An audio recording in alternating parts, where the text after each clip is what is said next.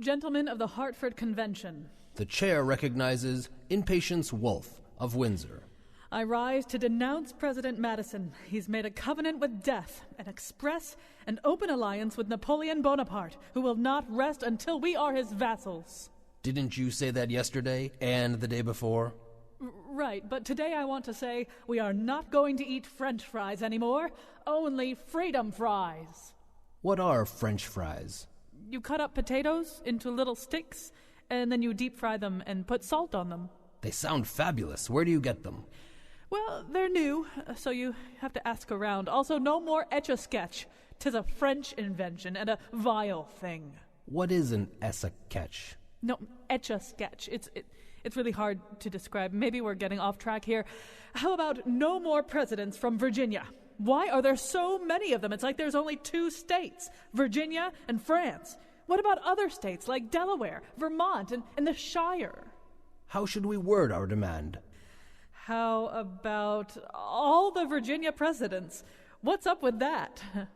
What's up with that? Totally. I like it. It's different. Well, I don't know about you, but I am exhausted. We've been at this all morning. Time for happy hour. What is happy hour?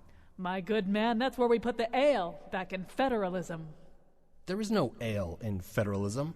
There is now. Come on, it's 5 o'clock somewhere. Today on the show, a trip back in time to the Hartford Convention, a cluster of cranky Yankee Federalists. We're live at the old State House. And now he drew the mustache on the George Washington portrait, Colin McEnroe. I did not either draw the mustache on the George Washington portrait. But as you might have heard earlier, there is a legend, anyway, that a Southern visitor came into this very room where we're sitting in the old State House in downtown Hartford and looked at the Gilbert Stuart portrait of George Washington and said his cheeks are still red, he's still blushing about what was said in this room, because a lot of the things that were said in this room were things that George Washington would not have appreciated.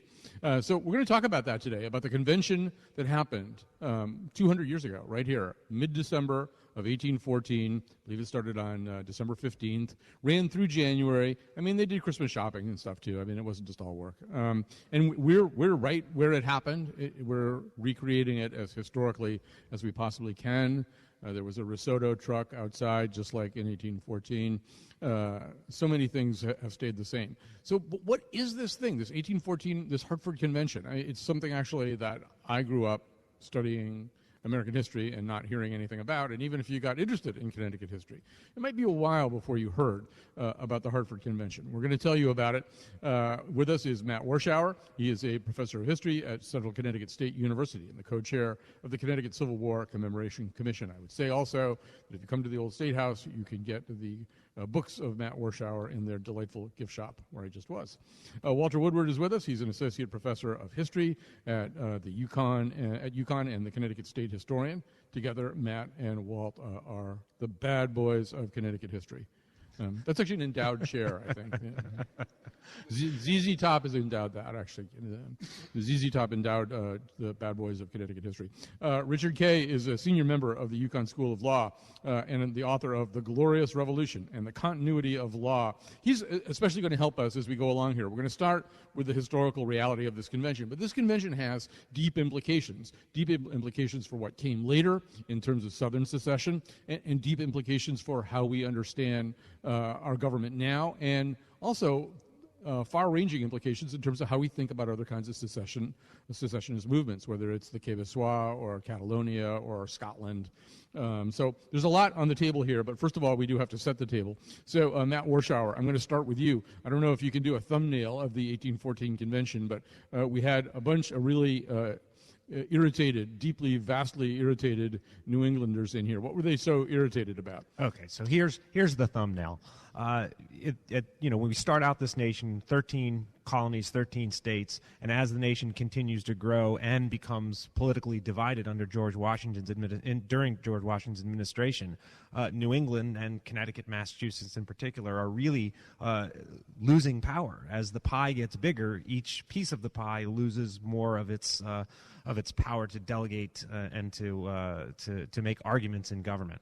And New England isn't very happy about this. We've gotten involved in a second war, what the Republicans argue is a second war of independence against Great Britain, and they're really not happy about this war at all. The Federalists, led by Hamilton and John Adams, Alexander Hamilton and John Adams, are much more pro-British in their sensibilities, both economically and in foreign policy, than are the Jeffersonian Republicans.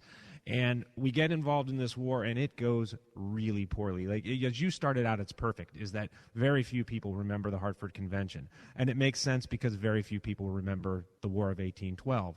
You ask the majority of Americans, and they couldn't even tell you who was involved in fighting the war. So when you get to the tail end of this war, it's just gone horribly. August 1814, the nation's capital, Washington City, is every single public building is set on fire.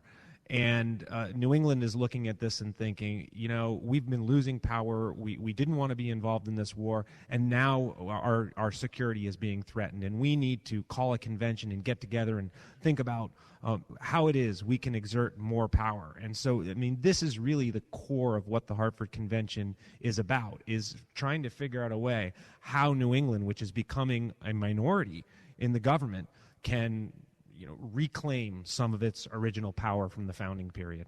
And Walter, to the extent that anybody does know anything about the War of 1812 or have dim, foggy memories of their 11th grade history teacher talking about it, they may be a little bit surprised because they may be thinking, wait, I thought it had something to do with like the British taking our ships or something. Wouldn't all the ships be up here in New England? Wouldn't the maritime areas of New England be pretty down with the War of 1812? Even before the war started, Thomas Jefferson, who was the Antichrist as far as New England Federalists were concerned, had put New England in a terrible economic situation because he had said we are going to stop the British and the French from stopping our ships at sea and taking American seamen, impressing them into the British Navy. He said, we will stop that.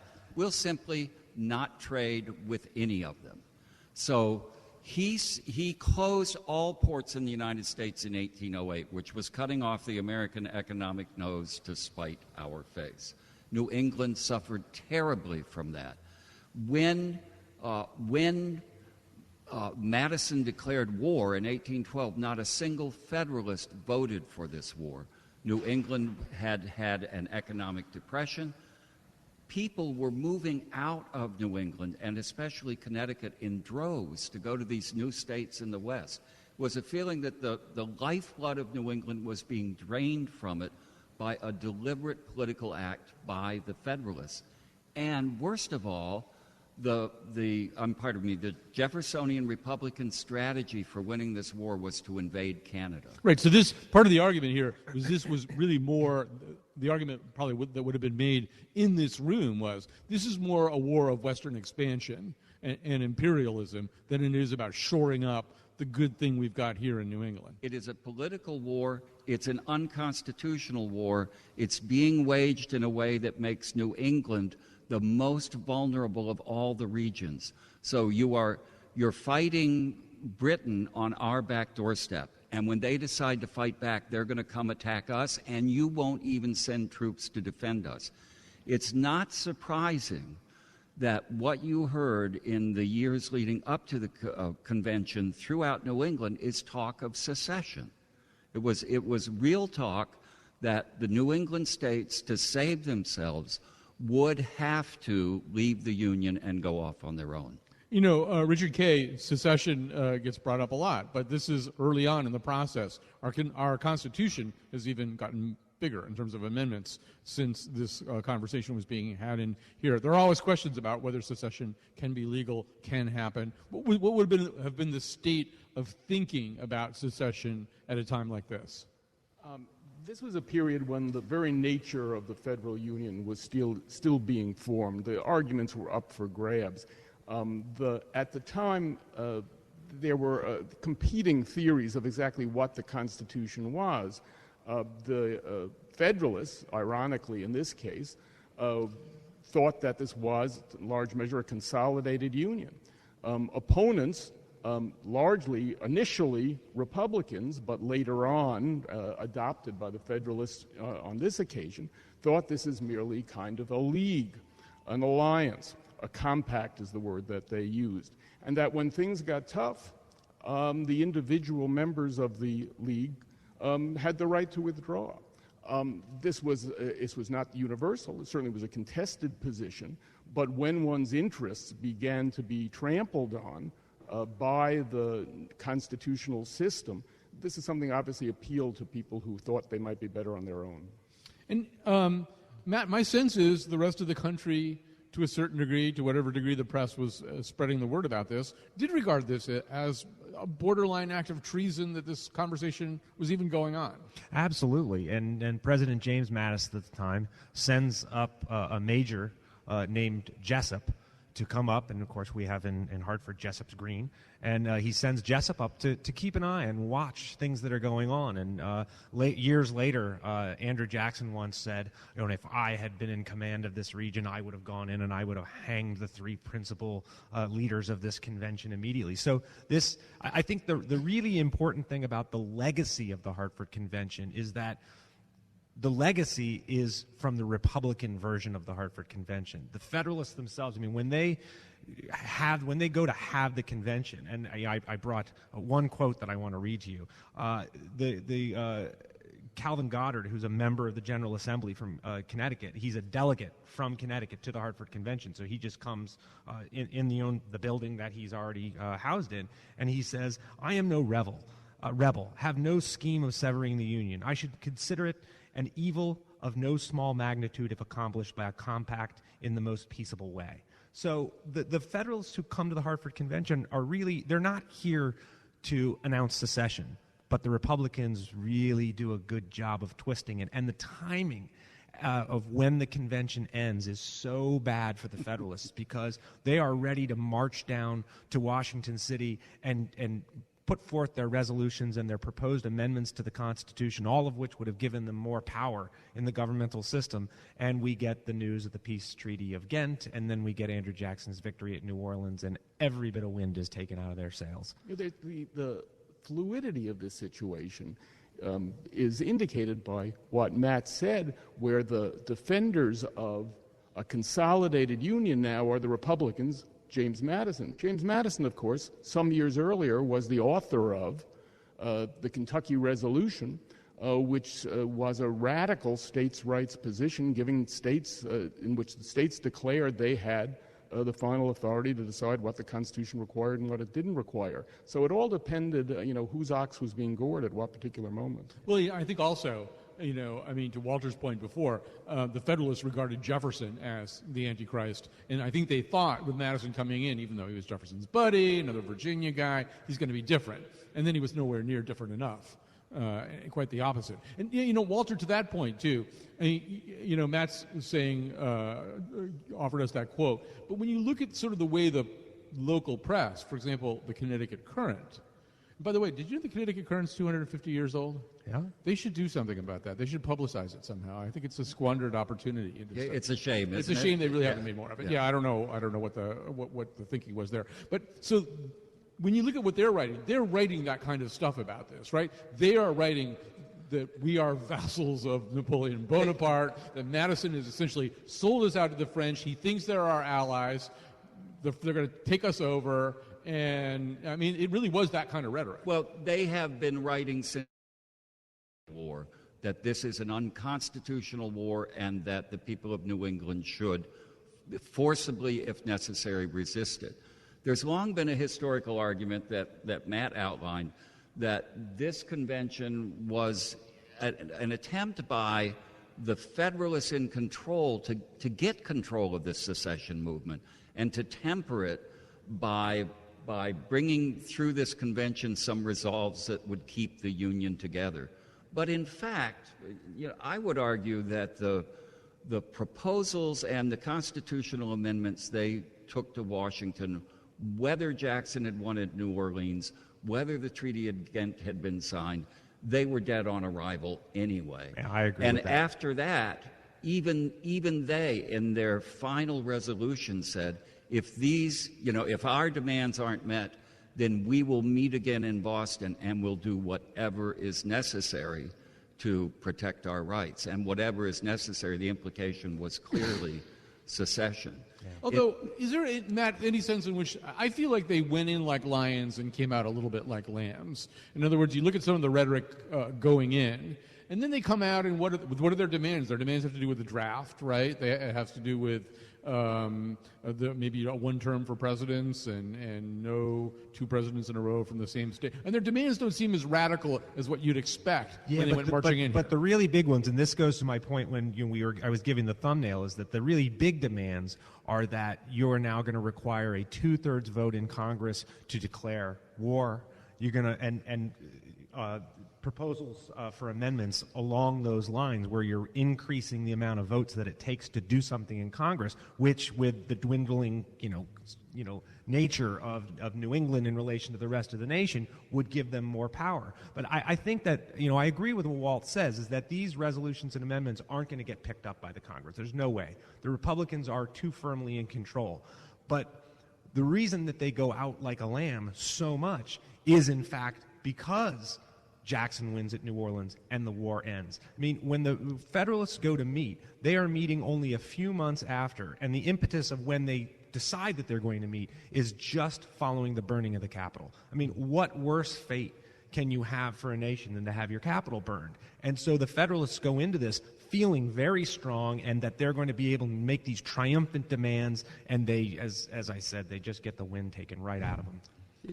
It probably lacking any CNN at the time, Walt, too. I mean, this was a meandering and absent-mindedly waged war, no matter how you look at it. But it's sort of weird to think that they would have gone in here with a very different idea of how the war was going to come out, and then have all that change in a matter of days. It was probably hard to get a picture of things. It was the worst political timing in history. I think the Hartford Convention just was a disaster.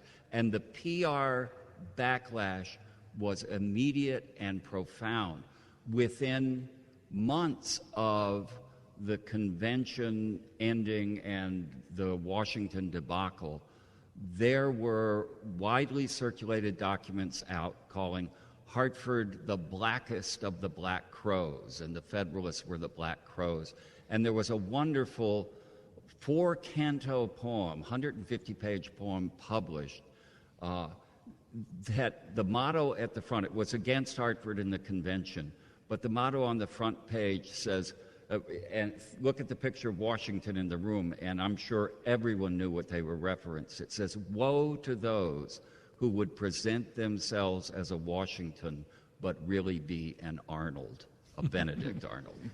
Why was it Hartford? Why were we in Hartford? Why wasn't this in Boston or? Well, it's actually first proposed by Massachusetts, and in fact, did we have a better convention and visitors bureau at the time? Or yeah, I think that was mainly it, and it was the fame of the Connecticut Current.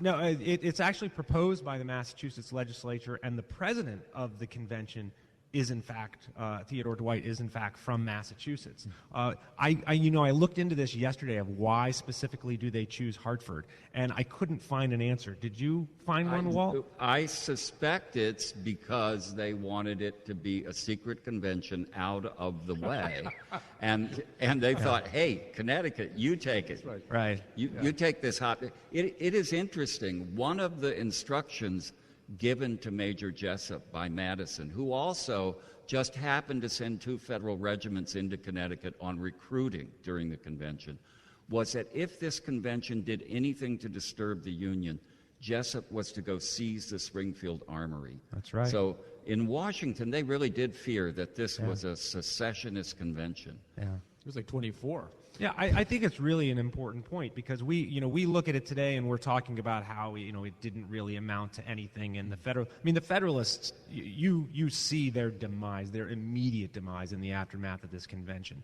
But this is really, really serious stuff at this time. And as was mentioned earlier, prior to this, during the Alien and Sedition Acts in the 1790s, while John Adams was president, you had Madison and Jefferson anonymously writing the Virginia and Kentucky resolutions, which also talk about basically what states' rights are about. What can a state do in relation to the federal government? And this is a question that carries through the Alien and Sedition Acts, through the Hartford Convention, through the nullification crisis in South Carolina in the 1830s, right into the Civil War, where now it's not just an idea or a theory that's argued. It now comes to arms, and we have the greatest struggle in our nation's history with 750,000 men who die over this essential idea, really, and we are still arguing about it today. Yes, but it does seem in that 50 years or so that people switch sides, and maybe we'll take a break here. We'll come back. Maybe Richard can help us understand how the sides got switched on states' rights. After this. Labor, round the embattled plain, in sweet Concord rally, and in freedom's strain, sing the foe's finale. Pickaxe, shovel, spade, crowbar, hoe, and barrow, better not invade, Yankees have the marrow. All right, we're here. We're live from the uppermost floors of the old State House in downtown Hartford. There are people here, so let's pretend it's 1814. Clap if you think that we're getting screwed and having to pay for this war. You can see sedition is in the air. I mean, you can 49% of them want to leave the state of Connecticut. That's right. You can feel it. So, Richard Kay. First of all, let me just remind you who's here. Matt Warschauer, professor of history at Central Connecticut State University. Walter Woodward, who's our Connecticut State historian. Richard Kay from the UConn School of Law.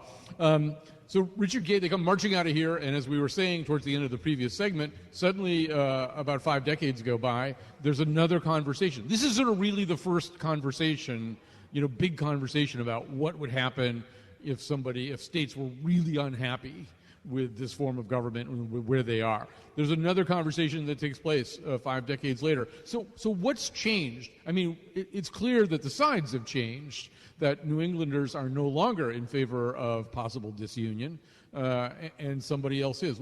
How did that happen?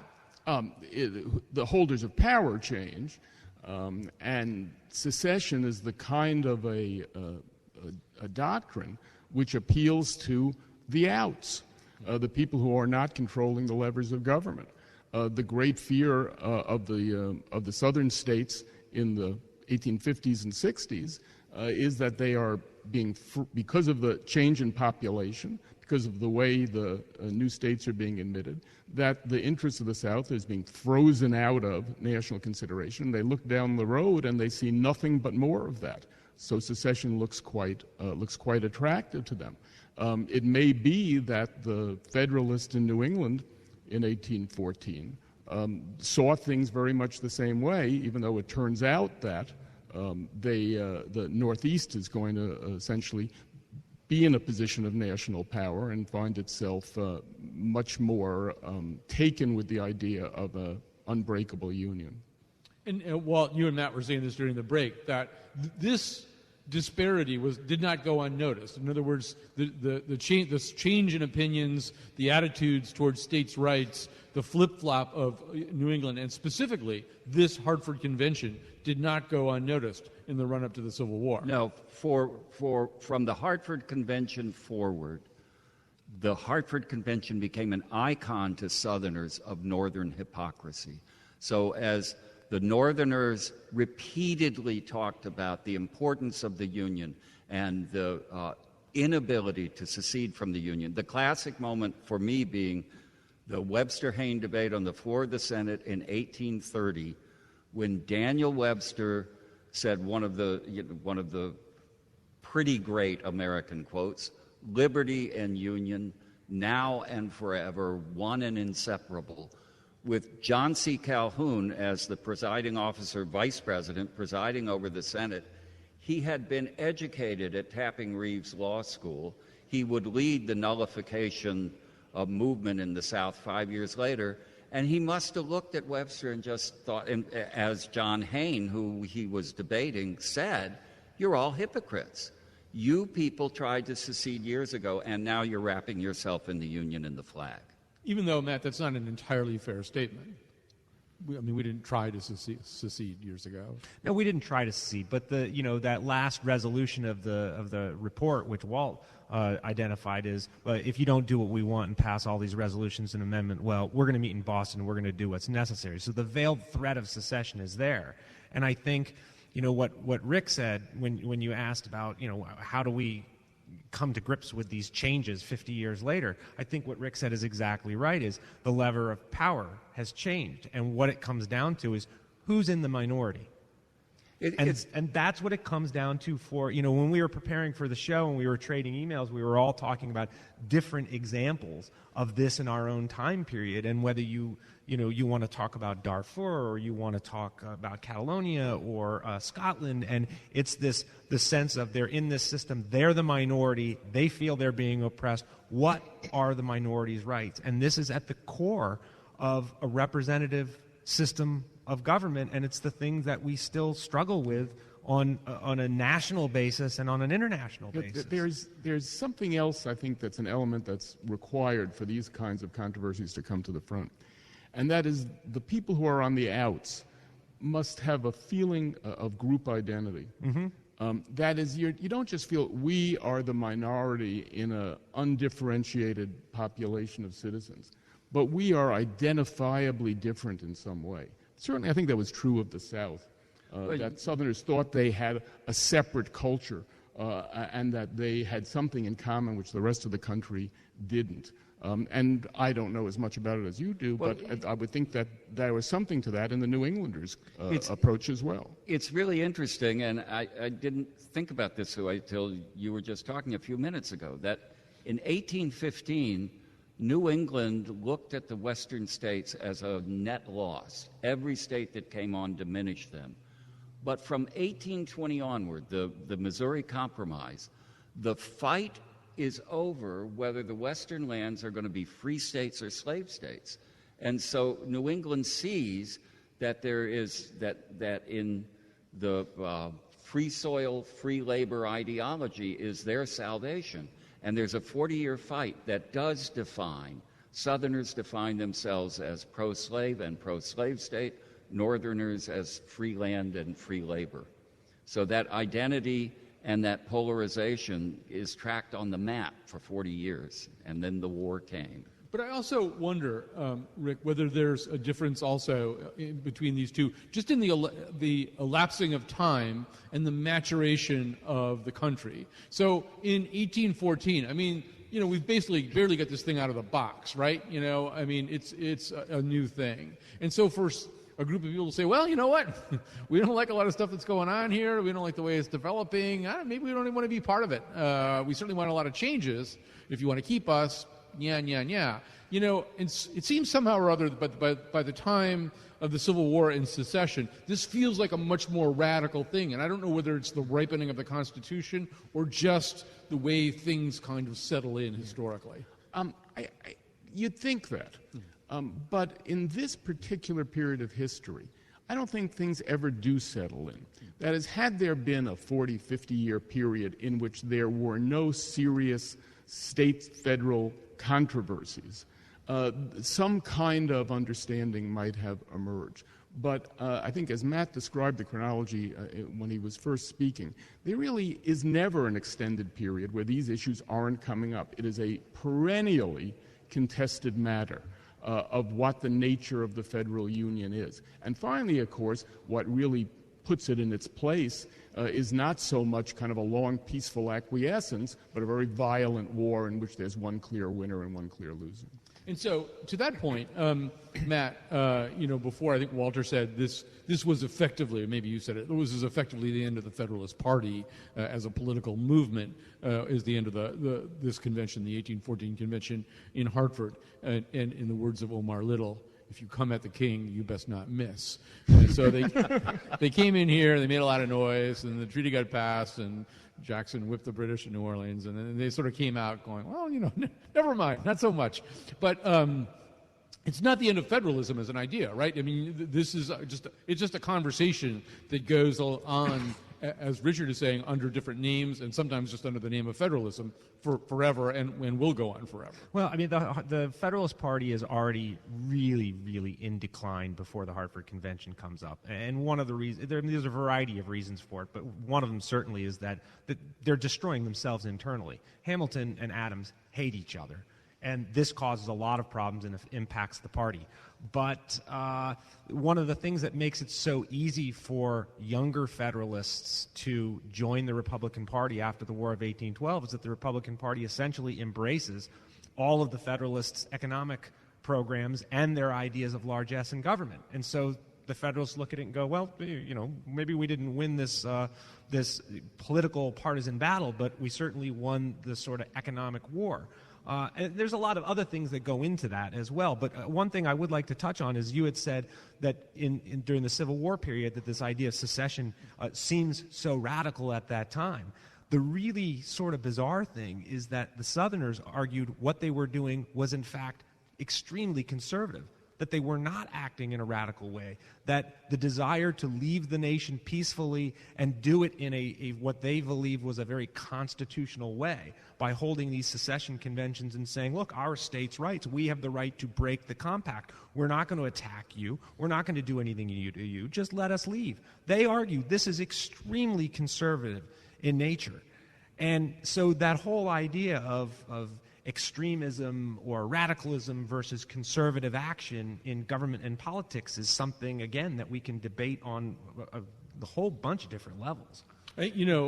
Walter, to Rick's point about, I keep saying to Rick's point, to people's point, I don't know, I sound like I'm Brian Lamb or something.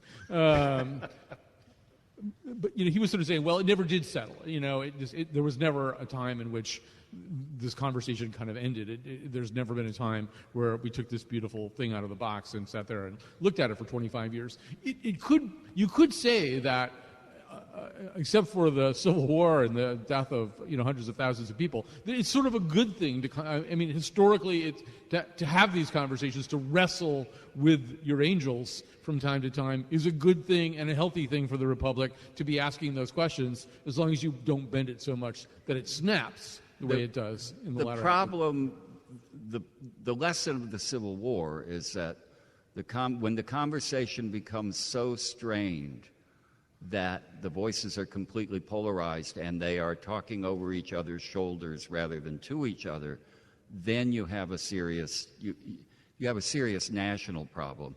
And today we have a lot of people in Congress. Congress is clearly dysfunctional, and many people think the dysfunctionality comes from this polarization of parties around extremes.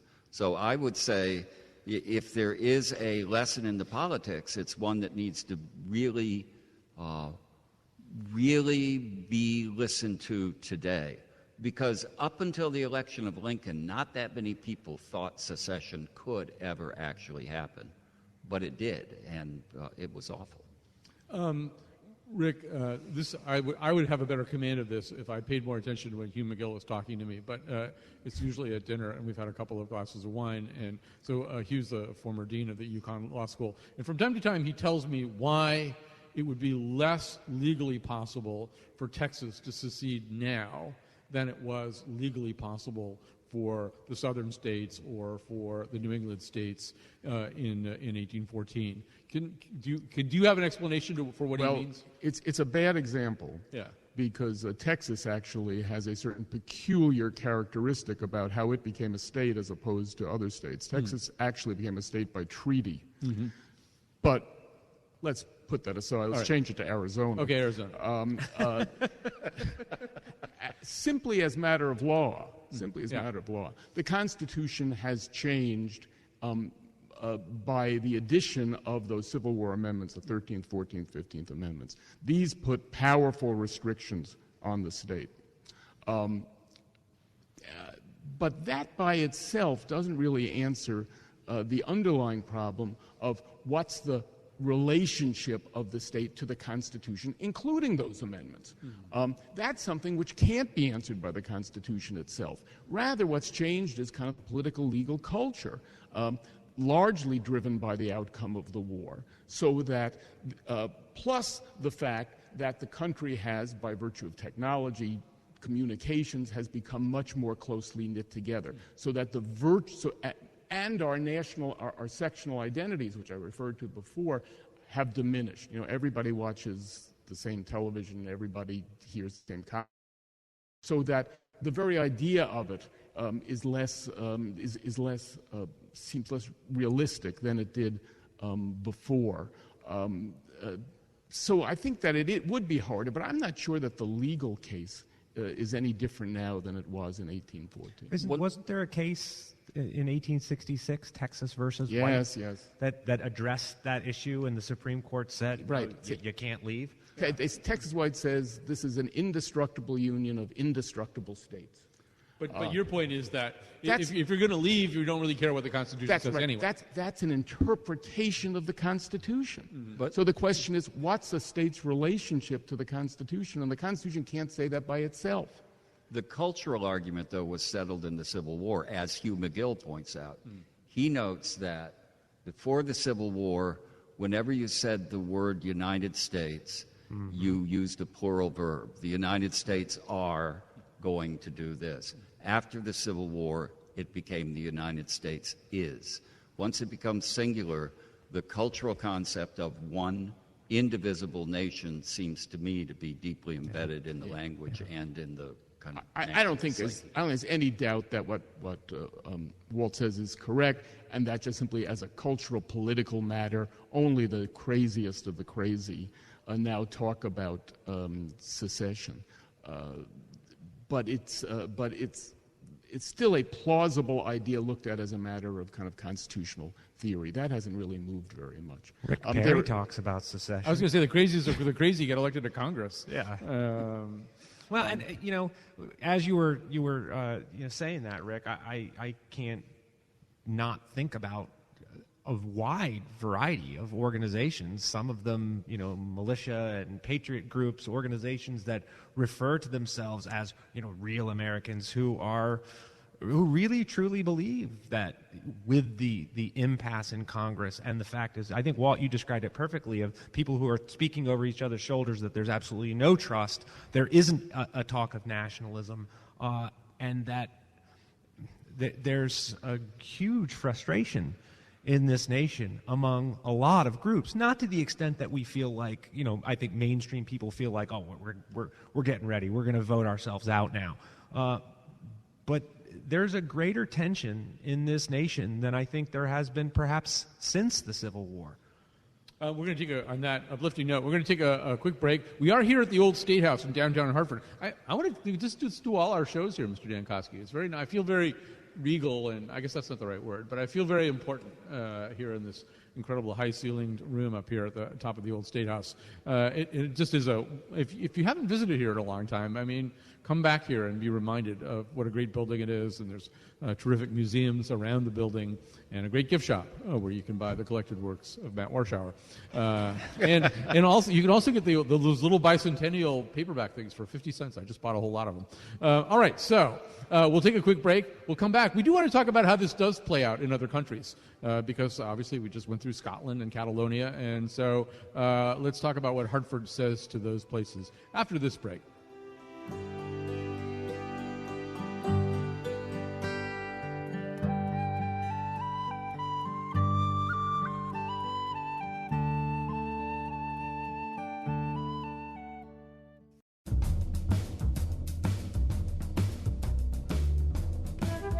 I think we should secede from Metro North, the NFL, and the International House of Pancakes. Remember, this doesn't have to be rational. Today's show was produced by Katie Tolarski, Betsy Kaplan, and me, Kyone Wolf. Jackie Filson is our fearless intern. Greg Hill appeared in the intro and tweets for us at WNPR Colin. Special thanks to Gene Amatruda back at the mothership. The part of Bill Curry was played by John Adams. For articles, show pages, and photos of the Faith Middleton Show staff and tricorn hats, visit our website, WNPR.org. On tomorrow's show, everything you need to know about Alan Turing before the movie comes out. And now, back to Colin.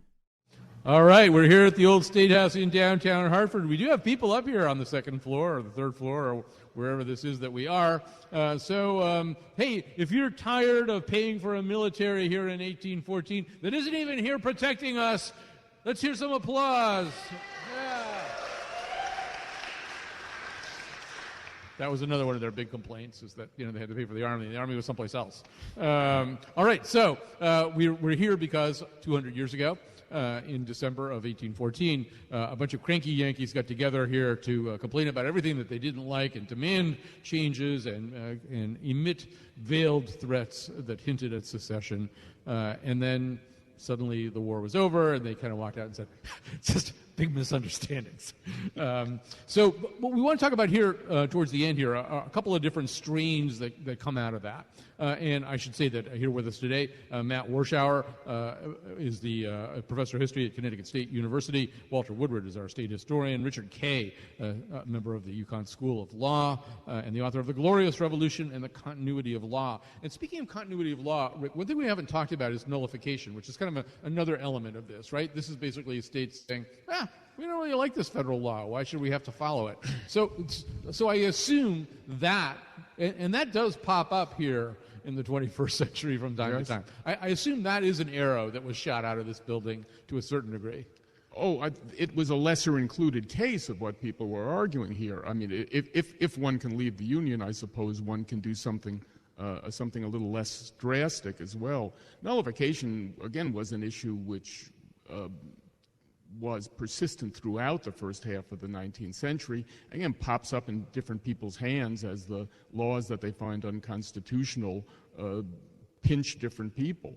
After the Civil War, again, that's pretty much eliminated, although, as you said, there's still every once in a while, and maybe somewhat more in the last 5 or 10 years, there's still people who think that a state has the right to judge for itself the constitutionality of acts of the federal government, and if it finds those acts unconstitutional, to essentially treat them as ineffective in their state. We heard it, during the Affordable Care Act debate, and I presume we'll continue to hear it from people from time to time. But again, that's a tiny minority of people who think that's a plausible legal argument. The Connecticut General Assembly did it twice during the War of 1812. They explicitly claimed a right to interpose and not enforce a law, and later to nullify it. And that's the Connecticut Assembly. That is something which was just about explicitly endorsed by Thomas Jefferson and James Madison in the Kentucky and Virginia resolutions. Oh, we have special guest Martha Dean. Let's bring her in here now. No, she's not here. You'll have to put down the musket before you come in. But that came up in her. She's talked about nullification, right? Well, she did when she was running for Attorney General. Yeah. And I said, perfectly good argument, circa 1835. But now, not so good. So, Matt, in a second, Rick's going to talk a little bit about the Québécois. But, I mean, as we, you invoked these ideas before, Catalonia, Scotland, any place we talk about secession. These things are cousins of the Hartford Convention, but I would guess that for the most part, they don't know anything about the Hartford Convention. This is just sort of one of the cycles of history that happens everywhere. Yeah, and I think this is going to what I had brought up before, and that is this question of minority rights. And it's one of the great questions of representative government. Is it fair that because you have 51% or 50.5%, they make the decision what happens to the rights of the 49%? And it's always been a struggle in representative government, and it's the struggle that we continue to have to this day. And the fact that things were much easier for many countries when you had a dictator. It's certainly easier for the dictator. He makes his decree, that's it. The people they know that they don't have any rights, and that's that. But once people get the idea in an enlightened conception of government, they want rights, and they feel put upon if what they want loses by a little bit. Can we just use the Québécois as a laboratory here? There's some real interesting parallels, I think, between Québécois separatism and the Hartford Convention. But just to go back to something you said a lot earlier, the first thing has to be group identity. That's right. And there can't be a better example of group identity than we don't speak the same language as you. Yeah, the phenomenon of secession tends to be identified with countries where there is a real identifiable separate group. Language is certainly one element of it. It's exactly the same thing in Spain and Catalonia. There's a separate history, a separate culture. We see it in Iraq where many people doubt that the population of Iraq has sufficient coherence that they will ever be able to get along in one legal political system. So Quebec has been a persistent problem from 1763, when Quebec was conquered by the British, to this moment, although it is in a rather quiet phase at this moment. But there is a substantial number of the population who just says, we are just different. We're different. I think that was much more true in the United States in 1814 than it is now. People had different identities as to who they were. When Thomas Jefferson said "my country," he meant Virginia. Be very odd to find someone whose primary allegiance now is to a state. But where, in fact, you are constantly reminded of the difference by speaking a different language, by having different traditions, it's much more plausible. It's always going to be that way as long as we have nation states which incorporate more than one cultural community.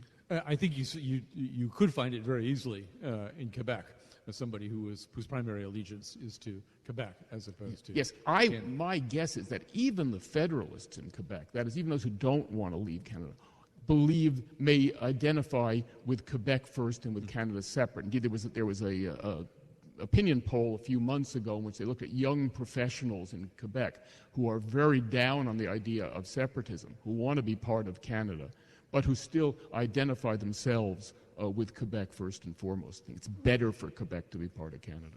I had a moment that brought this in high relief. I took a group of teachers to Quebec, and we were being taken around on a bus by a tour guide, and we were going to the Plains of Abraham, and it was in 2013. And I asked the tour bus driver, expecting some kind of response, well, how are you going to celebrate the anniversary of the great battle on the Plains of Abraham? When Quebec? He stopped the bus. He got up, he turned around, he said, you think we would celebrate a terrible defeat when a conqueror... And he literally became livid, and it was a dramatic history lesson for the teachers of how identity can be tied not to a country as much as to a province or a region. That kind of allegiance is the hardest to deal with because basically it's irrational. It's not about your taxes. It's not about your voting district. It's about who you are and who they are, and it's the hardest kind of. Is that irrational, really? They sure don't think so, but maybe it's not irrational, but it's not amenable to repair. Which one of the things I think that saved Quebec is there were demands, and there were demands that could be met too. In other words, you had people who were radical separatists, and then you had another movement, the way I understood it anyway, where accommodations could be made, and there were adjustments to signage and stuff like that. If you can find some rational basis of appeasing somebody, right, you can put the pin back in the grenade. But if it's all at the level of we're different, then we're leaving, right? You can never fix anything. Yeah, I agree with that. Yeah, I don't think that is anything which can ever be fixed. Never's a long time, but in the near future. The Scottish referendum was very much a heart and head debate, because I think the Scottish heart wanted independence, but the Scottish head realized that economically and culturally we are in fact better together, especially after David Cameron came in and said, you can have maximum devolution. We'll give you everything you want. Stay in the Union. Right. I think also the Scottish head said to the Scottish heart, really? You haven't thought any of this through? You haven't figured out anything? All right. I think we have to go. I'm getting that sign here. This has been so much fun. I want to thank Matt Warschauer, professor of history at Central Connecticut State University, co-chair of the Connecticut Civil War Commemoration Commission, Walter Woodward, associate professor of history at UConn, and the Connecticut State historian Richard Kay from the UConn School of Law and the author of The Glorious Revolution and the Continuity of Law. A special thanks to Betsy Kaplan for figuring the whole thing out, and to our executive producer, Katie Tolarski, who loaded up our Conestogas or whatever it is that we used to get down here to this historic spot. Time to go. Thanks very much. Give yourself a big hand, City of Hartford, for being here today.